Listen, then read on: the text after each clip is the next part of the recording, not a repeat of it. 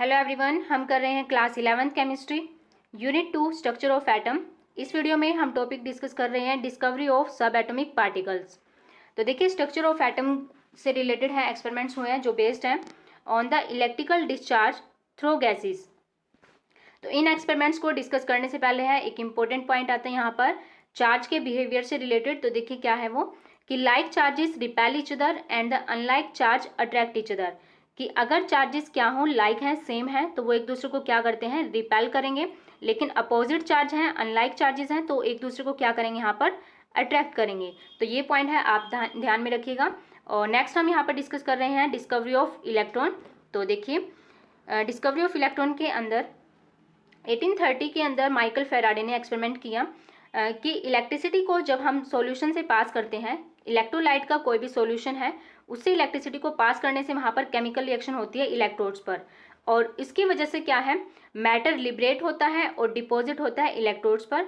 और इसकी वजह से देखिए यहाँ पर एक कंक्लूजन निकलता है इस एक्सपेरिमेंट से कि जो इलेक्ट्रिसिटी है वो एक पार्टिकुलेट नेचर को शो करती है, यानी कि पार्टिकल की तरह वो बिहेव करती है। यहाँ पर है जो ये लिबरेशन हो रहा है मैटर का, और दूसरा क्या है यहाँ पर डिपोजिशन जो ये शो करता है। तो देखिए यहाँ पर इसी से रिलेटेड फिर आगे फर्दर एक्सपेरिमेंट्स हुए हैं। तो देखिए यहाँ पर फेराडे ने है फिर से एक्सपेरिमेंट किया electrical discharge in partially evacuated tubes, जिसे है क्या कहते हैं, कैथोड रे डिस्चार्ज ट्यूब भी बोलते हैं। उन्होंने है इस पर एक्सपेरिमेंट किए और यहाँ पर है डिस्कवर किया कैथोड रेज को। तो देख लीजिए कि कैथोड रे डिस्चार्ज ट्यूब क्या है। देखिए यहाँ पर डायग्राम की हेल्प से देखते हैं। देखिए इसके अंदर क्या है, एक इवैक्यूएटेड ट्यूब है जो ग्लास की बनी हुई है, आप देख सकते हो इसके अंदर।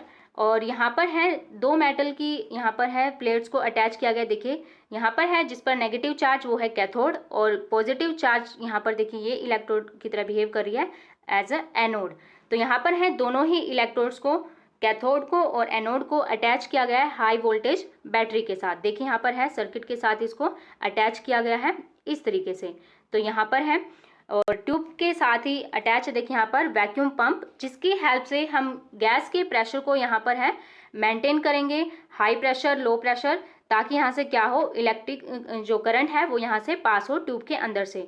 और ट्यूब में है यहाँ पर गैस को फिल किया जाएगा, और जब यहाँ से है हाई वोल्टेज को अप्लाई करेंगे और प्रेशर को लो रखेंगे यहाँ से वैक्यूम पंप की हेल्प से, तो यहाँ से है क्या होगा कि इलेक्ट्रिक करंट यहाँ से पास होगा फ्रॉम कैथोड टू एनोड। यहाँ से है इलेक्ट्रिक करंट की स्ट्रीम्स है, स्ट्रीम्स की फॉर्म में है, पार्टिकल्स की फॉर्म में यहाँ से इलेक्ट्रिक करंट है जो पास होगा, जो यहाँ पर शो करता है कि कैथोड रेज हैं जो कैथोड से एनोड की तरफ क्या होती हैं, मूव होती हैं। और फर्दर यहाँ पर चेक करेंगे हम कि इलेक्ट्रिक करंट यहाँ पर सच में फ्लो हो रहा है, यानी कि इसकी स्ट्रीम्स को फर्दर चेकआउट करने के लिए यहाँ पर देखिए फर्दर यहाँ पर चेंजेस करेंगे कुछ। देखिए किस तरीके से कि जो कैथोड डिस्चार्ज ट्यूब है उसके अंदर हम क्या करेंगे, एनोड को परफोरेटेड, देखिए किस तरीके से कि एनोड साइड पर यहाँ पर देखिए ये एनोड साइड है पॉजिटिव चार्ज, तो उसके बैक साइड पर क्या किया हुआ है यहाँ पर देखिए कि जिंक सल्फाइड, एक जिंक सल्फाइड की यहाँ पर कोटिंग कर दी गई है। आप देख सकते हो यहाँ पर फ्लोरोसेंट कोटिंग की गई है।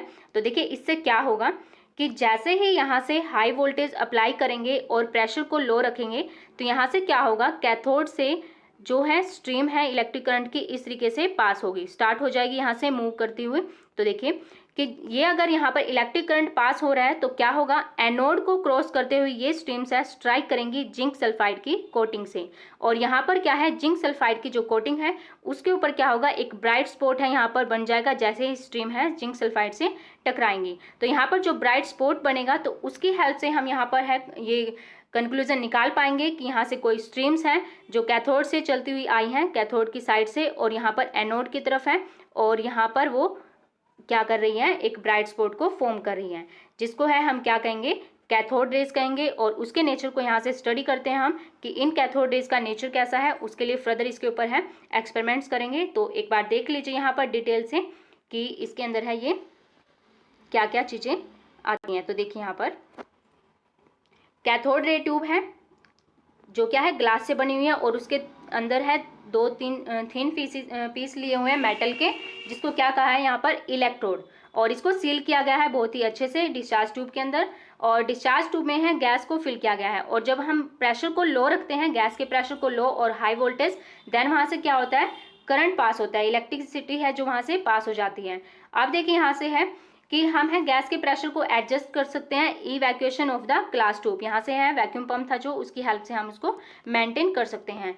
तो देखिए यहाँ से है कि हम फर्दर यहाँ से जो इलेक्ट्रिक करंट है वो फ्लो करेगा through a stream of particles, यानी कि पार्टिकल्स की स्ट्रीम की फॉर्म में, और ये कहाँ से कहाँ मूव करेगा, from the negative electrode to the positive electrode, यानी कि फ्रॉम कैथोड टू एनोड। तो देखिए यहाँ से है इलेक्ट्रिक करंट कैथोड से एनोड की तरफ मूव करेगा, और इसलिए इसे क्या कहते हैं हम, कैथोड रेस या फिर cathode ray particles.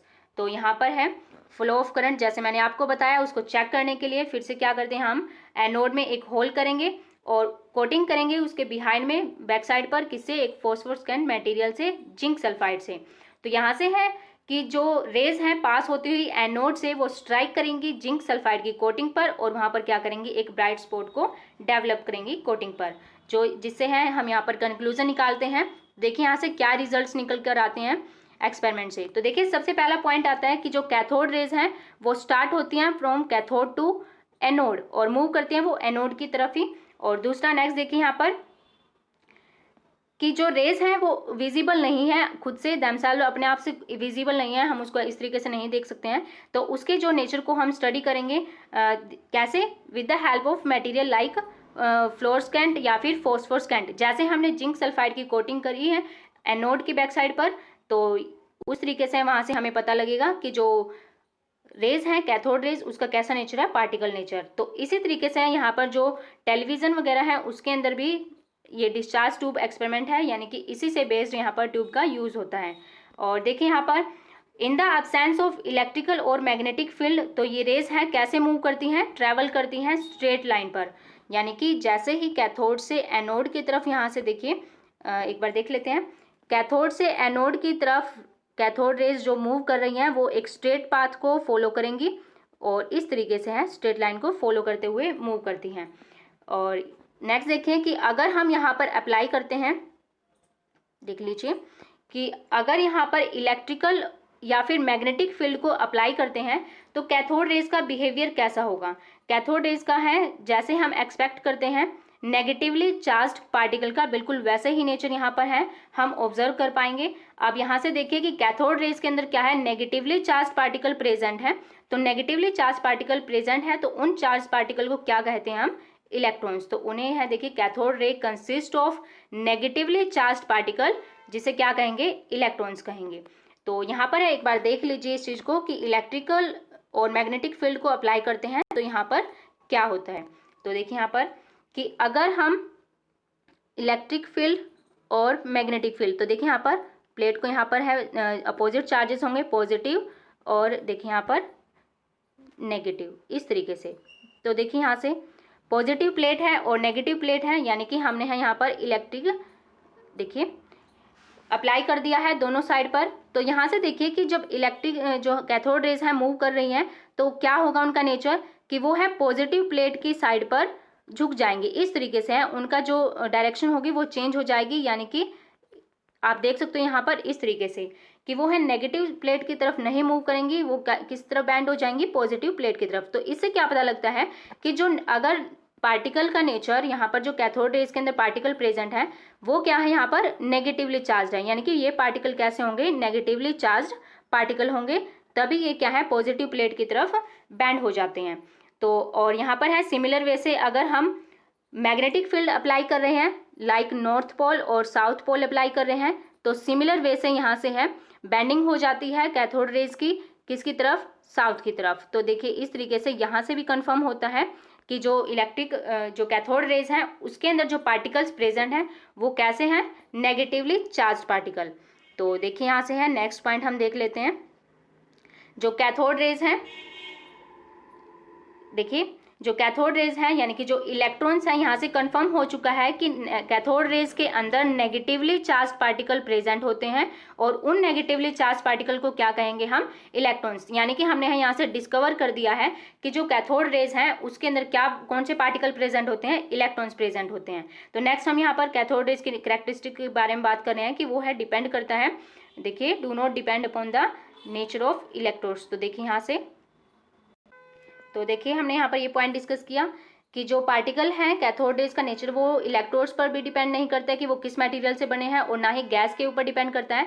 That means यहाँ से कंक्लूजन निकलता है कि जो इलेक्ट्रॉन्स हैं वो एक बेसिक कंस्टिट्यूएंट है ऑफ ऑल द एटम्स, कि हर एक एटम का एक बेसिक कंस्टिट्यूएंट है और सबके अंदर क्या होते हैं, इलेक्ट्रॉन्स प्रेजेंट होते हैं, यानी कि वो मटेरियल पर डिपेंड नहीं करते हैं इलेक्ट्रॉन्स जो है।